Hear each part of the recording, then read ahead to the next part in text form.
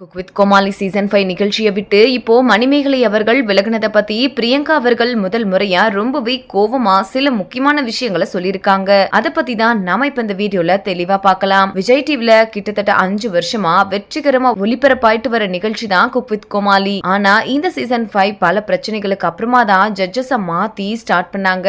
இந்த சீசனும் பெருசா போகல. இப்படி இருக்கும்போது இப்போ மணிமேகலை அவர்கள் பிரியங்கா குக்கா இல்லாம ஆங்கரிங்ல வந்து என்னோட செல்ஃப் ரெஸ்பெக்ட கெடுக்கிற மாதிரி பண்றாங்கன்னு சொல்லி விலகிட்டாங்க. இது இப்போ சமூக வலைத்தளங்கள்ல மிகப்பெரிய சர்ச்சையை உருவாக்கி இருக்கிற நிலையில இத பத்தி முதல் முறையா பிரியங்கா அவர்கள் என்ன சொல்லிருக்காங்க அப்படின்னா, நான் மணிமேகலையை எந்த விதத்திலையும் அசிங்கப்படுத்தணும் அப்படின்றதுக்காக இது பண்ணவே இல்ல. நான் எப்போதும் போலதான் விளையாட்டுத்தனமா மணிமேகலை அவர்களை கிண்டல் பண்ண. ஆனா அதை அவங்க இப்போ இவ்ளோ சீரியஸா எடுத்துக்கிட்டு இப்படி ஒரு முடிவை எடுப்பாங்கன்னு நினைக்கல. மனசுக்கு ரொம்பவே கஷ்டமா இருக்கு. அதே சமயத்துல நமக்கு நெருக்கமானவங்க கிட்ட மட்டும்தான் நாம இப்படி அதிகமா உரிமை எடுத்துக்கிட்டு சில விஷயங்களை யோசிக்காம பேசுவோம். அப்படிதான் நான் மணிமேகலை கிட்ட அப்படி பார்த்தேன். ஆனா இப்போதான் புரியுது மணி என்னை எந்த அளவுக்கு வச்சிருக்காங்கன்னு. உண்மையிலேயே ரொம்ப கஷ்டமா இருக்கு. இனி யார்கிட்டயுமே உரிமை எடுத்துக்க கூடாது அப்படின்னு ரொம்பவே கோவமா சொல்லி முடிச்சிருக்காங்க.